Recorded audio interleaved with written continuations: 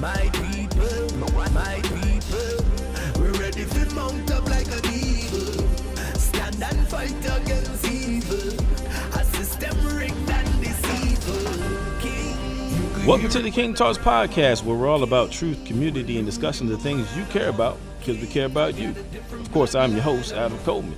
And we're back at you with a fresh Table Talks episode in which we had a lot to talk about. Coming off of a little hiatus, we wanted to bring all the listeners up to speed with what we've been up to. Much of that has to do with preparing for the upcoming annual K.I.N.G Summit, which will be taking place in Memphis, Tennessee, April 6th and 7th. That K.I.N.G Summit, man, is shaping up to be a powerful event, y'all. So I'm definitely looking forward to being in attendance for that. I'll actually be teaching a breakout session and just welcoming new brothers into the K.I.N.G movement, man. So definitely excited about that. Now, in this episode, we also dig into the Roland Martin interview that we had on King Talks a couple weeks ago. And if you haven't heard that interview, I would definitely encourage you to go back and check that out, as Roland Martin had a whole lot to say. And also with the national conversation around mass shooting, safety, and gun control that's just gripping so much of our attention right now, we discussed the impact of the March for Life and current gun control movement. Cliff Means comes through and drops bombs on us as to the history of the gun debate and how it relates to what we see going on today. So settle in for a dynamic show, y'all, right here on King Talks. My people, we're ready to mount up like an eagle. Stand and fight against evil. A system rigged and deceitful. King, you can hear it when I rhyme. I'm a king, renewed in my mind. I'm a king, I got a different bloodline. I'm a king, jump, I am a king. I'm a king. So my man Cliff Big Money Means back in the Table Talks building, brother. What's going on with you? It's been a long time, man. We shouldn't have left you without a dope beat to step to. Right, but hey, it's been a long time, bro. We have been meaning to get to this table talk for a while. Our last guest, Roland Martin, that was an awesome interview. There was a lot of great content, and we actually wanted to get to this table talk last month, but February was just crazy. We got the K.I.N.G Summit coming up in April, literally next week, April 5th. And I know you, man, your February was crazy. You've been getting speaking gigs, and some people may or may not know, but you have another podcast, the True ID podcast, where you deal with a lot of issues pertaining to questions that people have about the Christian faith in the urban context. So yeah, definitely, man. It got pretty crazy, man, in a good kind of way. You know, like you said, I'm into urban apologetics, you know, answering the types of questions and objections to Christianity that are circulating within the African American community. And actually kind of get a little taste of that. People can go back to the Table Talks we did following the David Banner interview, and you can kind of get a taste of that, you know, side of what I do. And, you know, but when it comes to the True ID podcast, classic. That's really where I get into that sort of a thing, like, you know, addressing those questions. You know, is Christianity the white man's religion? Was Jesus based upon Horus and pagan myths and things of that nature? And so I started the True ID podcast maybe about a year and a half ago.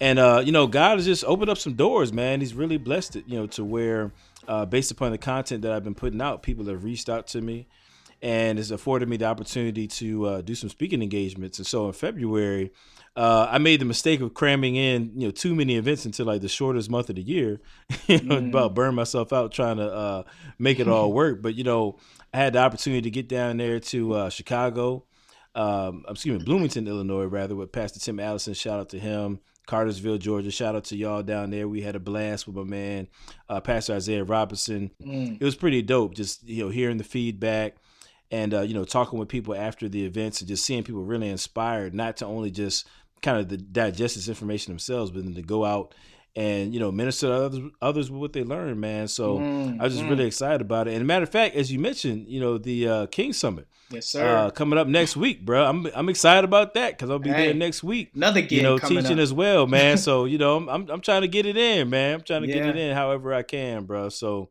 you know, definitely looking forward to it. So anyway, man, we could go on all day, but we got this table talk that we got to give it, as my man Jalen says, got to give the people what they want. You know no doubt. No, I mean, it's so much to get to too, man. Like you said, you know, we had that interview with Roland Martin. I ain't gonna lie to you, man. Of all the interviews that I've done, I wasn't sure which direction that one was gonna go because Roland Martin, man, he's sharp. He don't play games. He was coming at you a little bit too. He was coming at me. I'm like, bruh, for what?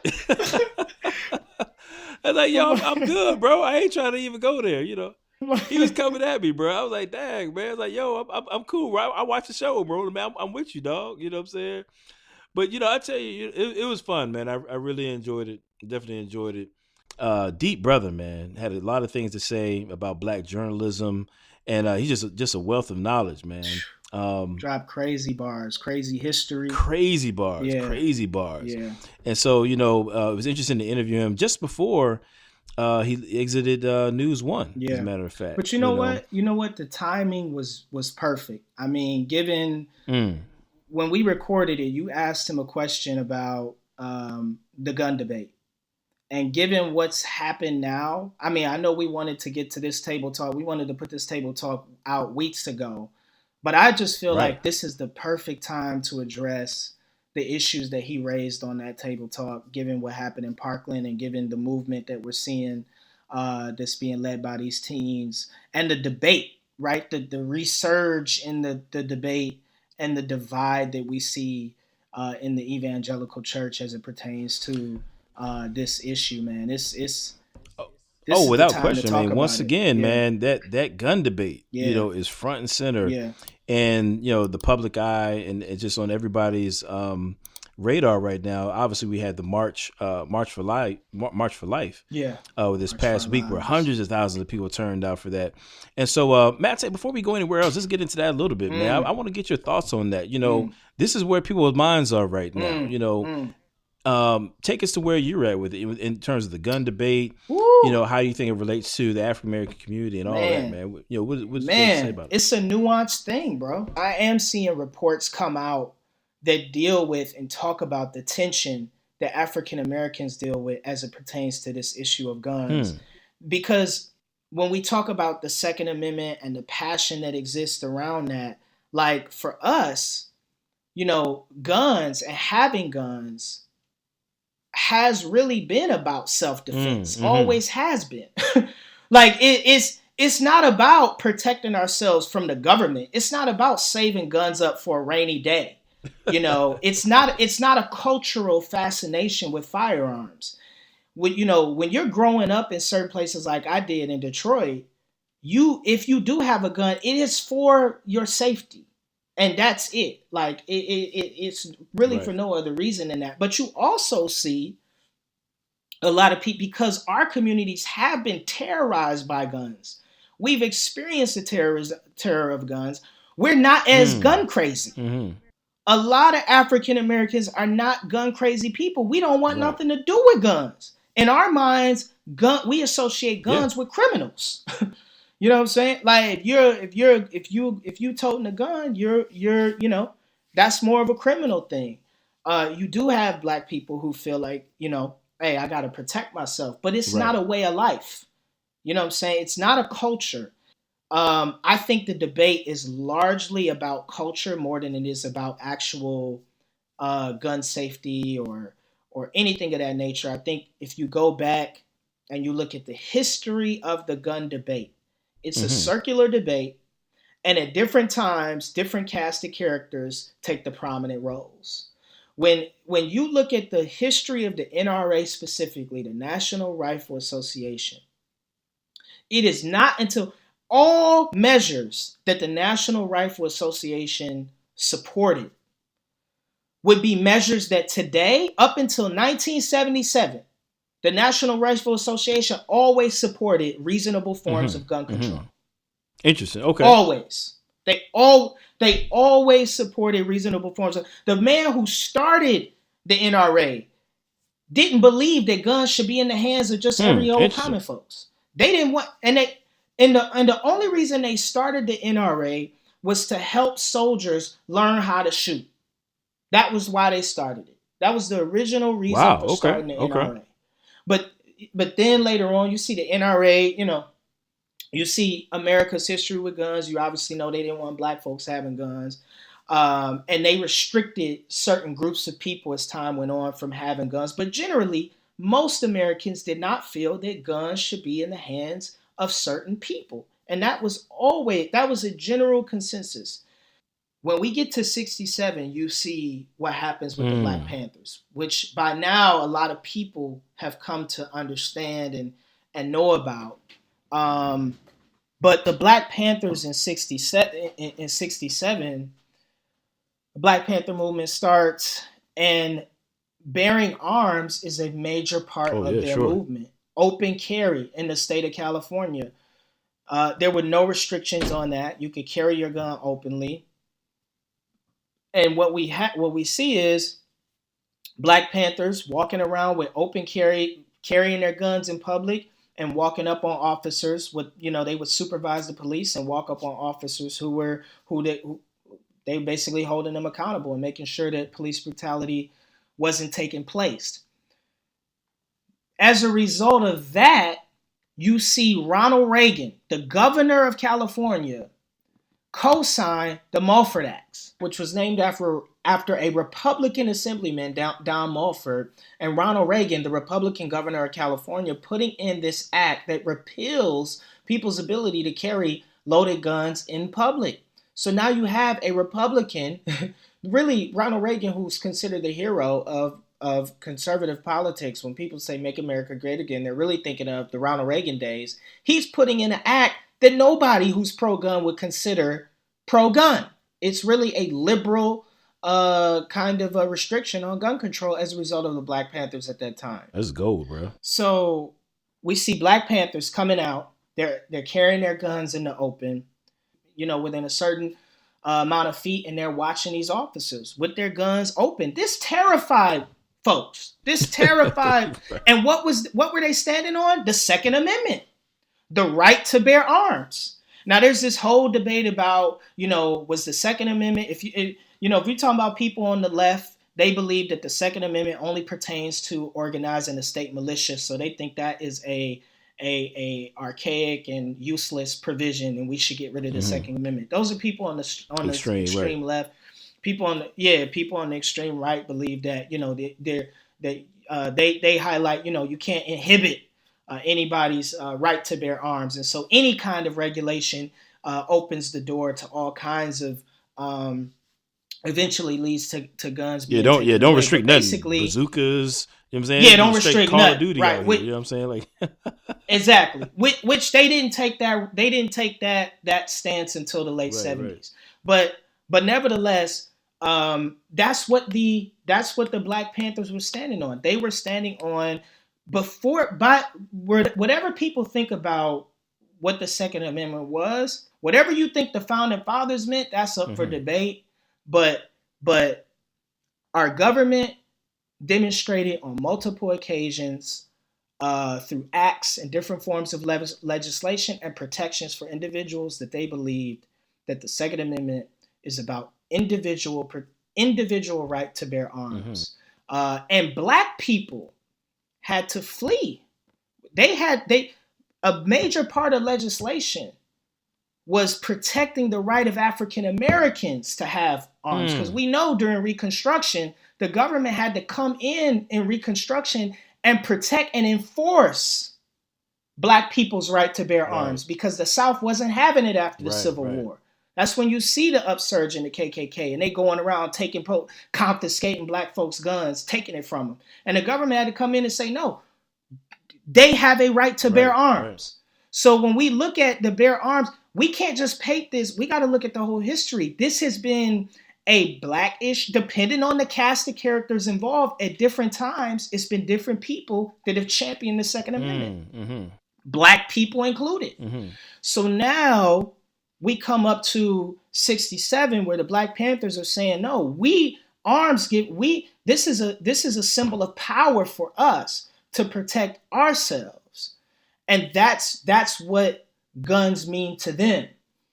Reagan supports gun control at that time. Says, no more open carry. Right. I don't see a Republican, a lifetime NRA member. Reagan was ultimately becomes the champion of the NRA. Right. Here he is putting in legislation that ultimately led to some of the more stricter gun laws that we have today. So at that time, as the governor of California, he's anti-gun because of black folks, right? So is it about guns, or is it about who has the guns, right? Is it about guns, or is it about who's the person advocating for whatever the cause is? And I think right now it's less to do about guns and more about the liberal conservative divide and the distrust that conservatives have fueled and built up of liberals. So what you see is in 71, he's a lifetime NRA member. He was stockpiling guns. This is 71. The government suspects that he's stockpiling illegal guns. They end up moving in on him, and he ultimately gets killed. This is the first time where you start to see the NRA really bucking up and saying, we want radical leadership. We got to protect ourselves from this liberal government. This adds to the conspiracy theory that the liberal government will move in on them, right? And martial law and all of that. Right. So the distrust of the government, we start to see really build up, this militia movement and all of that. So in 77, they kick out. They kick out the president of the time, who was a measured president. He was a measured NRA president. He was all about compromise. They kick him out, and you get a hardliner coming in. Hardliner comes in, and that's where you start to see. And it was a perfect moment, because the late 70s is when the moral majority was created. Wow. Jerry Falwell's moral majority is created in the late 70s. And that's when Raegan is running for president. So you have Jimmy Carter, who's a Southern Baptist, faith-toting, Bible-toting, evangelical Christian, but he's a progressive Democrat. And here comes Raegan, who's championing, I can't get that word right, but championing the cause of the moral majority. And now he's back in bed with the NRA. So now you have conservative evangelicals whose fear and because by this time, people I've mentioned it before, but Jerry Falwell was very much a part of fundamentalist Christianity that had retreated for about 20 to 30 years. And you had Billy Graham doing his prime time with it, but he was prime time, but politically evangelicals were relatively disengaged. After the Scopes trial in the early 1900s, fundamentalists, particularly those in the South, took a step back. And they basically said, like, look, this culture is going into secularism, all this, that, and the third. We gonna back up. But then the 60s come and the 70s come, and it's heating up and it's moving in on evangelicals, and they like, nah, we gotta get up in set here. It off, And so we gotta get in here. We gotta have so they're bringing that level of fear and distrust of the American government into the political space. And now they're in a perfect position to develop a relationship with the NRA, because prior to, you can go back and look at the Southern Baptist Convention in 68, because after Kennedy was killed, that's when they were able to implement strict gun control, because everybody was like, yo, guns are terrible. Lee Harvey Oswald was able to get his gun by a mail order. Wow. He was able to get his gun that he shot Kennedy with by mail order. So they immediately, Lyndon Johnson, they put in the laws that said, no, you cannot exchange across state lines like that. And the NRA was all for it. But now, right, you have the SBC that same year in 68. The SBC in 68 is part of one of their resolutions on violence. And I'll read this because I wrote this down. It says, be it further resolved that we command, this is a Southern Baptist Convention, evangelical, all right? Southern Baptist, okay? They said, be it further resolved that we commend and support the president's urgent plea to Congress to pass laws to bring the insane traffic in guns to a halt. Wow. While maintaining the constitutional right to the legitimate possession of arms, and national leaders to act decisively to meet problems of which violence is a result. Not only because we want to avert violence and anarchy, but because under God we want to do right. Wow. So here you see a measured approach, right? Right. In light of violence, a measured approach. Why? Because white folks was getting shot. Let's just be honest. President Kennedy gets killed. We see with Parkland, and I salute these Parkland kids for bringing in the Chicago kids, because they brought the Chicago kids in. They went down to Chicago and spoke to the kids in Chicago and brought them in on the protest. Yeah, you gotta respect that. Yeah. So I respect them for that. But we care a little. You understand? Things move when certain people get killed the way that they don't move when other people get killed, and that's just historic. That's just, we don't have to mince words about that. Yeah, I think it's human nature. I mean, it's unfortunately, like when something hits close to home, when it becomes a problem for you, then it becomes a problem. You see what I'm saying? And I think that's just something that's, an unfortunate. That's human nature. And it's a part of human Yeah. nature that we have to buck against, right? Because Jesus said, don't just love the folks that look like you, love the folks, because then you just like everybody else. So that's what, as the church, we're supposed to bring a new flavor to the table. As it pertains to that, right? We don't just look out for our own, right? We don't just look out for black folks, right? We look out for the poor. We look out for the immigrant. We look out for other groups that are oppressed. And we look out for our quote unquote oppressor. You understand? Yeah, I mean, I think back to Dr. King's quote, man. It's such an iconic quote, but injustice anywhere is a threat to justice everywhere. Everywhere.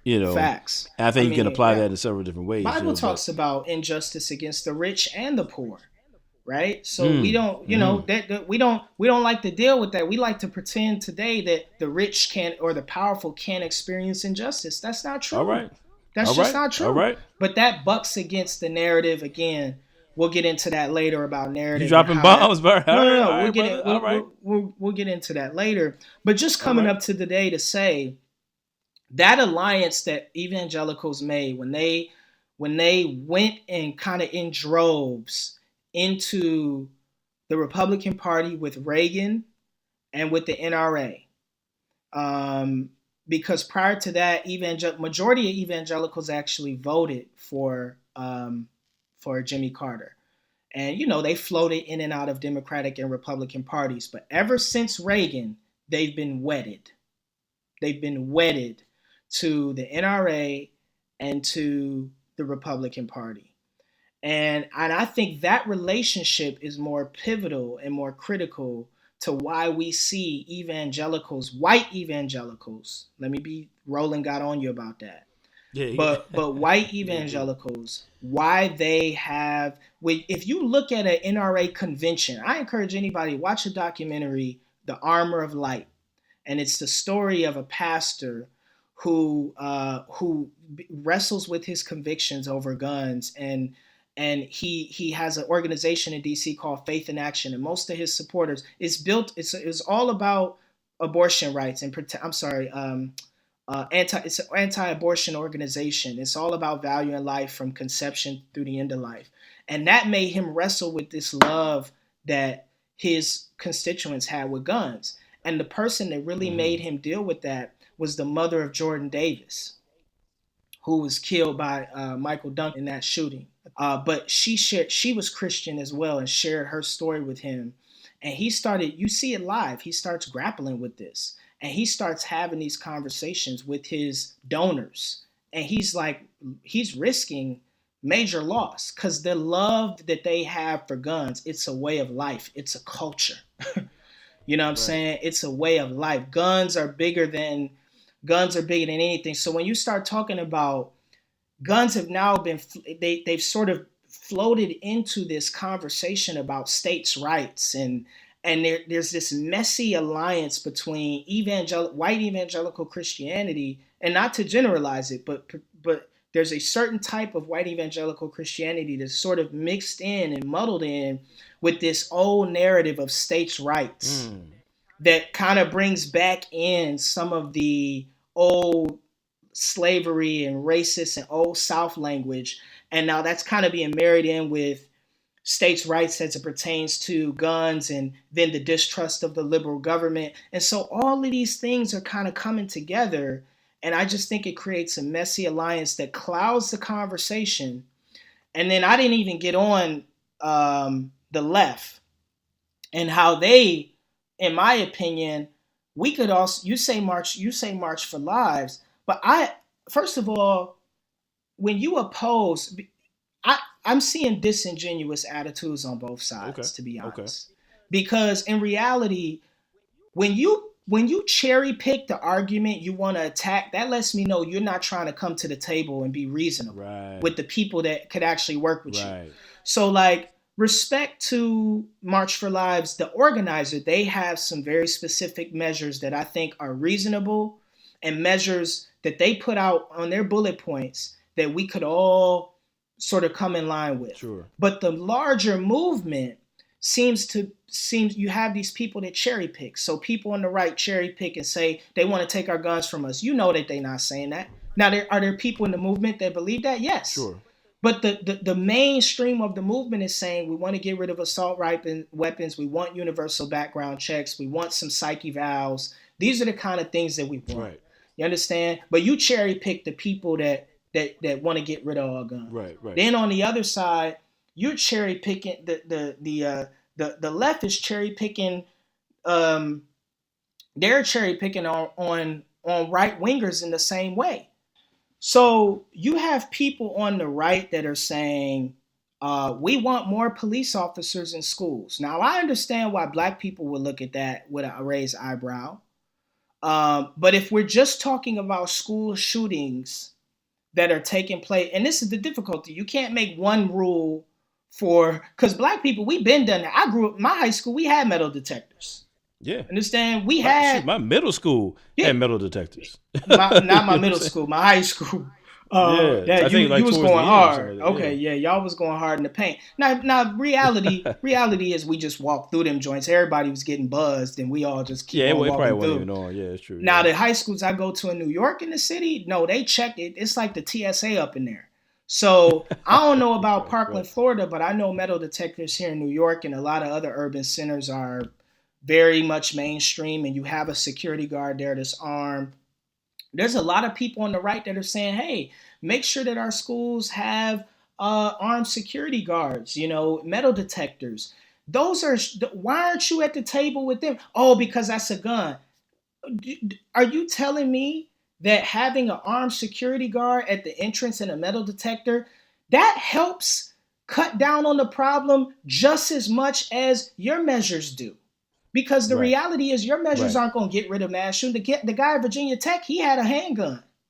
So and he shot up 30-something. How many of folks? Well, I mean, I think that's what kind of muddies the waters, I think, for a lot of people, because, you did have that incident recently where, just within the last couple of weeks, rather, where you do have an armed, officer, who was on the scene and was able to stop, an incident that could have, gone far worse. And so I think for those who are, no guns, kind of the extremists on the left, it hurts their case. It's like, well, wait a minute, there's some legitimacy to what folks on the right are saying. But I agree with you that if you just want to cherry pick and you just want to say, okay, well, I'm just, going to be staunchly leftist, I'm not trying to listen to reason, then I think you lose credibility amongst reasonable people. You see what I'm saying? Right. Because then they can brand you as not caring about lives. Sure.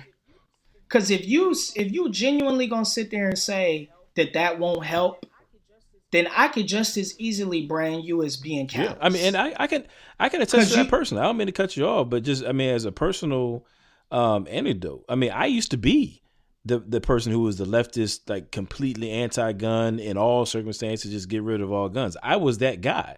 You know what I'm saying? And I think going back to something you said, because growing up in a predominantly African-American community, I associated guns with criminality, so it's like, nah, people don't need guns. You know what I'm saying? But I'm going to tell you what, I'm going to tell you what changed my mind. I got married. You know what I'm saying? I'll never forget. My wife and I, we had been married about 2 years, and we had just moved into our home. And for some reason, the door would kind of stick. It wouldn't close all the way. And so one night, middle of the night, it's like 3 a.m. The wind's blowing really hard and it blows the door, slam open, boom, just all of a sudden. So I get up, I jump up, my wife hands me the bat. I'm going down the steps and it hit me all of a sudden. It's like, if I was going to break into somebody's home, I'm not breaking in with a bat. You know what I'm saying? I'm not breaking in with anything less than what's going to get the job done. I'm going to break in with a gun. I'm thinking to myself, I've got a bat. I'm bringing a bat to a gunfight. That makes no sense. Right. And the reality is, if fortunately nobody had broken in the home, it was just the wind. But the reality is, if somebody gets past me, and I've got kids now, you know what I'm saying? If somebody gets past me, now my kids are in jeopardy. My wife is in jeopardy. And it's just, and I'm not saying guns are for everybody, but as a matter of responsibility, I owe it to my family to, protect them as best I can. And that changed my whole perspective, man. No lie. Oh, you strapped? Oh, hey, bro. The Second Amendment is in full effect in my crib. You know what I'm saying? If somebody run up in my house, maybe I can't even say this on the show. Maybe we can edit it out. But if you run up in my house, I feel sorry for you. God bless you, but you got to go. You know what I'm saying? You got to take that L. You know what I'm saying? Right. So, Yeah, I mean, and one of the things people don't know, the apostle of nonviolence, Martin Luther King, tried to register for a gun. After he got his house blown, he got denied. That's deep. I didn't know that. Okay. So King had dudes all around his crib, bro. One of the reporters that followed him said, "Bro, you walk through his house." He said he tripped over a gun. King was about that life. He said, because everybody was strapped around King after that, because he like, look, this is my family. So people like to sanitize or. They don't realize, he was all about now and committed to nonviolence. Sure. But there was that practical side of like, yo, my family, bro. These are bombs, fam. Right. Like you understand? So that was a practical, when he was talking about self-defense, it wasn't some ideological mess. No. It was real. Well, and I think that's one thing that's misunderstood about Dr. King is that his nonviolence was a political strategy. I'm saying it was a strategy for public change. Maybe I'll put it that way. Right. But, when it comes to the practicality of somebody running up on your home, burning crosses in your yard, all that kind of stuff. Oh, he was about that life. Don't get it twisted. I mean, I will say, I think it was Athanasius that said, don't pick up your swords, but lift up your hands or something like that. Mm-hmm. Just like a dependency on God. He said, instead of arming themselves with swords, extend their hands in prayer. But that's not very practical. And when you're dealing with the safety of your family, I can totally see why a brother's like, hey, look, man, sorry. And I respect that. Augustine, my dude. You know what I'm saying? I love Augustine. Yeah, I know, that's your guy. But the reality, and my bad, it wasn't Augustine, it was your guy Athanasius. Okay, I'm cool with Athanasius too. Yeah, that's my dude. That's your boy. But see, my thing, and I'm gonna be real with you. When I was single, if I was single right now, I think I could actually be all right. You wouldn't have a gun, but. I got a daughter, man. You know what I'm saying? I got two young sons. And if somebody's going to take that L, it's either going to be me or it's going to be, an intruder in the home. It is what it is. Like, even if I didn't have a gun, I'm still going to, by any means necessary, be met with aggression. I'm going to protect my family. He's going to be met with aggression. Right. And so I think that's one of those things. And I'm being somewhat funny about it, but I think on a serious note, I do believe that we have a moral responsibility, to protect those whom God has entrusted in our care. I think in the same way that I think that America exercised a moral prerogative in intervening in in World War II. You know what I'm saying? On behalf of Jews who are being slaughtered and so on and so forth. I think that there is biblical warrant, for stepping in and sometimes, by violence if necessary, protecting the innocent. Yeah, I think I agree, but I think the rush in America to kill, I think that's the issue. Like, I think in our minds, it's like, if somebody's attacking my family, I'm gonna kill them. It's just like this. It's just a culture in America where like that's how we deal with it, and even our dependency on guns. I mean, like guns, we see guns as the way to deal with things. I mean, you talk about, again, there's different reasons for having a conviction. I'm definitely not disagreeing with your position as a man and where you, but what I'm saying is I'm explaining the other side. And having guns, and a lot of men may feel I have a responsibility to protect my family, therefore I'm not gonna have guns in my house. And that's a fair point. It's a very fair point. You know what I'm saying? Because you're talking about kids killing themselves, especially if you're talking about black youth. Like, we have a different gun problem than white people do in rural areas. Right. You know what I'm saying? Like I was telling you the other day, like when I was coming up, y'all talking about assault rifles. I wasn't worried about nobody following me with an assault rifle or killing me with an AK-47. I was worried about him with a Glock 22. Or whatever. Right. You understand? We deal with person to person homicide, one-on-one. You understand? And not to say that assault rifles and the black market. First of all, a lot of black people, they getting them on the black market anyway. Right. And they're gonna keep getting them on the black market. That's where they get their high assault stuff. But the damage that they doing to people that's walking around and is not involved in gang activity is with regular old guns. Yeah, true. And those ain't going nowhere. So what are you asking for? And so I'm not saying this doesn't matter. It definitely matters. But I think sometimes the culture gets conflated, and then we're kind of merging what they're dealing with versus what our gun problem is different in the inner city and the African American community than the gun problem that exists in rural America. And somehow we got to make those conversations come together. And that's what I do appreciate about the March for Lives movement, is that they are making an effort to bring those two things together and try to deal with gun violence, even gun violence that's committed by police. And you raise a great point, man. I have to say, I'm not well versed in the gun debate, but you raised several great points, particularly in regards to how it really is a cultural debate. And I can attest to that because, looking back on it, like I said, I'm originally from a more, from an urban area. And in that setting, I associated guns with criminality. But when I was about 14 or so, I moved to a rural area. And there's a definite difference because it's the strangest thing. I never forget, my freshman year in high school, I moved to this rural area. And I can't remember what time of year, but like kids were getting off like 3 or 4 days to go hunting. Like that was like a legitimate school, like get out of school day. Just like for Christmas or spring break, they had like 3 or 4 days where they get off for hunting, and that was just a part of the culture. It was just understood. It was nothing to be riding down the road and seeing dudes sitting on the right side, sitting on one side of the road or the other with the blaze orange hats, camouflage jacket, and some rifles. You know what I'm saying? Like it wasn't nothing to see that, because in that culture, hunting was a part of, their culture. It wasn't a big deal. You got kids that come back from hunting day talking about, oh yeah, I got a buck this size and so on and so forth. I didn't know what they was talking about at first. But, I said that to say that you do have not just two, but you do have these different cultures engaging the same issue. And I think because they don't understand one another, they end up talking past each other. You know what I'm saying? They're talking about the same issue, but in just speaking different languages because the cultures are that far apart from one another. And so I can understand why somebody would say it would have a problem with people taking away their guns. Like if that's part of your culture, then I get it. I really do. And I can understand that if you associate guns with nothing but criminality, why you would feel like we need to just do away with guns. I get it. And I think that what we need to do is, as you said, is have more discussion cross-culturally in such a way that people can then hear each other and then hopefully come to some kind of measured resolution. But the elites and those in power have always manipulated the masses. Truth. And the goal of the elites in power is to brand. All the NRA cares about is money. That's it. It's about money.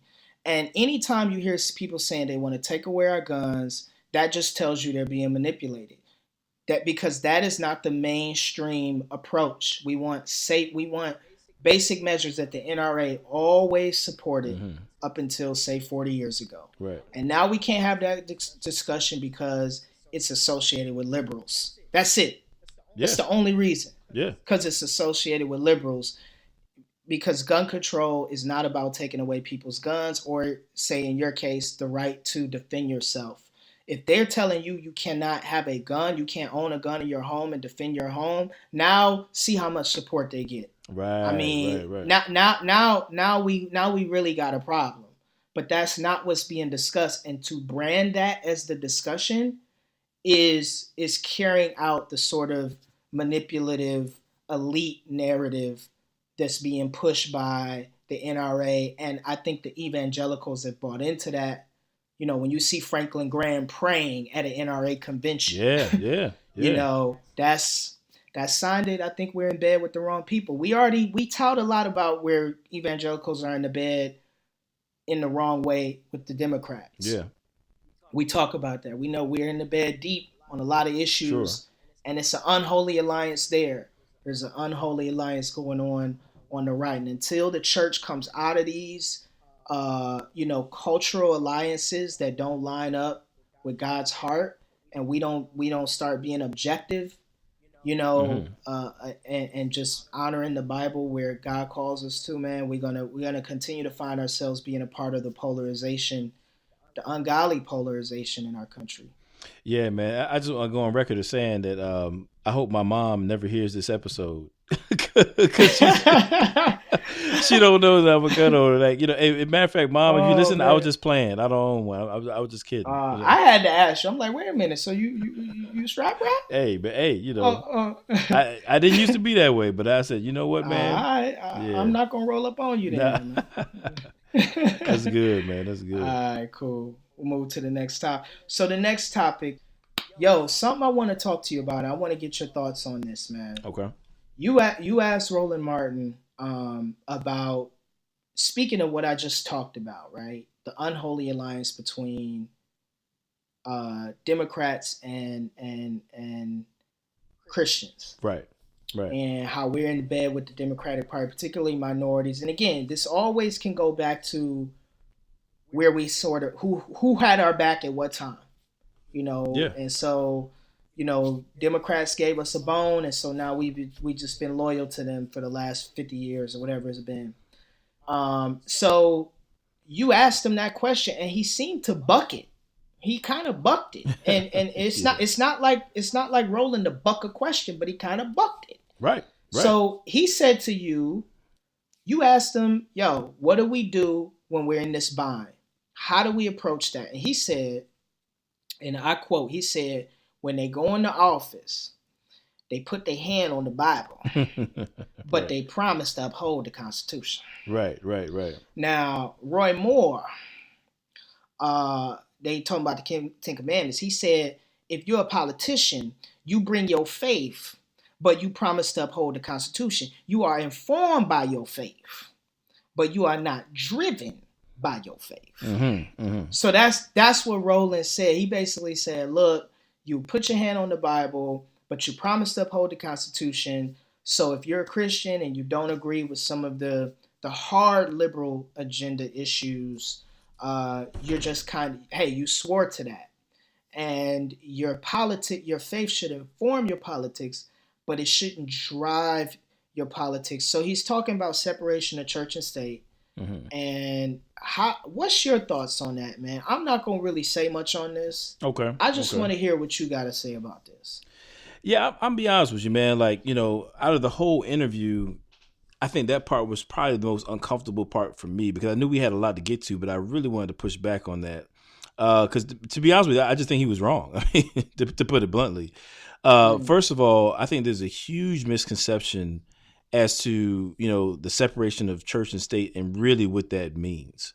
Obviously, maybe it's not obvious, but if you look at the Constitution, that phrase, separation of church and state, is nowhere to be found. It's actually, that phrase comes from a letter from Thomas Jefferson writing to the Anabaptists, and he's basically assuring them that they will be protected to practice their religion freely. And he uses the phrase, there will be a separation of church and state, within that letter that he's again affirming them.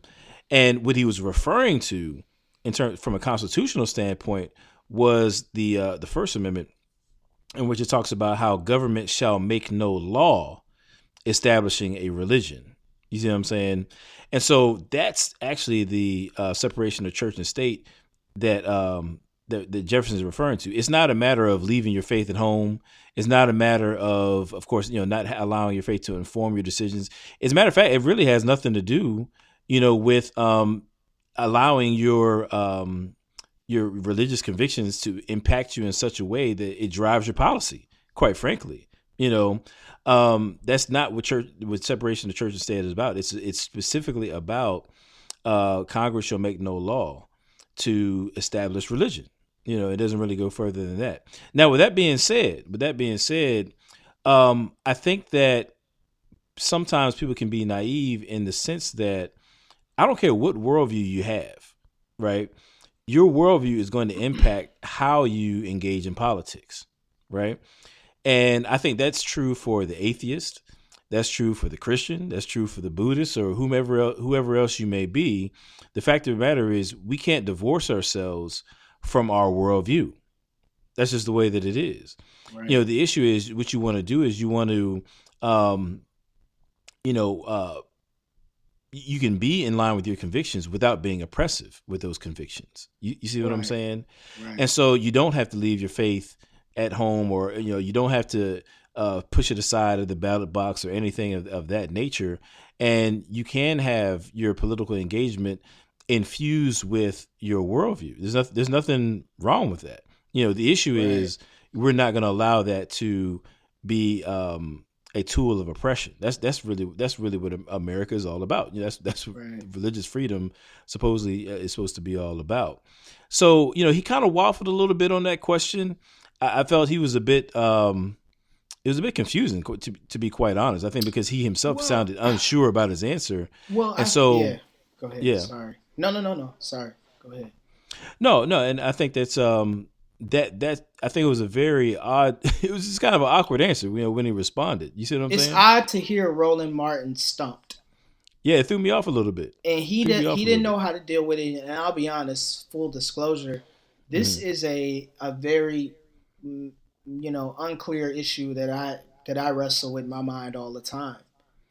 Sure. Because I think America has always fought and disagreed, but for the longest time, majority of people in this nation were Protestant, and Catholics probably presented the first real challenge to Christianity in our country. But as America has become more diverse, it has presented a lot of challenges for us. Sure. As it pertains to this. Because you had a majority of people that agreed on certain things at one time. And now, how do we honor our democracy while still upholding godly principles? You take an instance for taking case Williamson and Bryan, who in the early 1900s put an act in, I believe it was Tennessee, where they made it illegal. The reason why you had the Scopes trial was because they made it illegal to teach evolution in schools. And if you were caught, you'd be imprisoned. Right. And so you look at the way, that's just a very small example of how, religious ideology can go too far in policy, but then you also look at certain issues that we would say is like, hey, this is foundational. You take the abortion issue, that's a life issue. It's not necessarily, strictly a religious issue. So, that's where I think the discussion and the conversation can be. Again, I don't have the answers. I'm talking, but I think that's fair though. Yeah. I think it's fair to not have the answers. I don't think that there is a cookie cutter approach. I think that what we can say is that as from a Christian standpoint, like if truth is relative, then it doesn't really matter. You know what I'm saying? Like, people can bring whatever to the table. It doesn't matter if truth is relative. But if there's a such thing as absolute truth, if there really is a way that the world was made and that the world actually works, then any society that builds itself upon that reality, is going to be better off than one that doesn't. So let me make it more kind of make it more concrete. If you look at the Constitution, or even going back to the Declaration of Independence, our country was built upon the notion that all men are created equal, and endowed with certain inalienable rights. Now, of course, we understand that particular clause was was restricted. Yeah. It was restricted. But nevertheless, you have this notion that, there is something beyond the government. There's something beyond man that grants man value. Now, the atheist perspective doesn't really grant you that, though they do benefit from that notion within our current society. You see what I'm saying? Yeah. So that's just a fact of the matter. Yeah. There's certainly value to a theistic worldview having a place in politics. Yes. And I think that when you have folks kind of chipping away at that, they do so at their own peril, because they end up biting the hand that feeds them. Yeah. The whole concept of separation of church and state.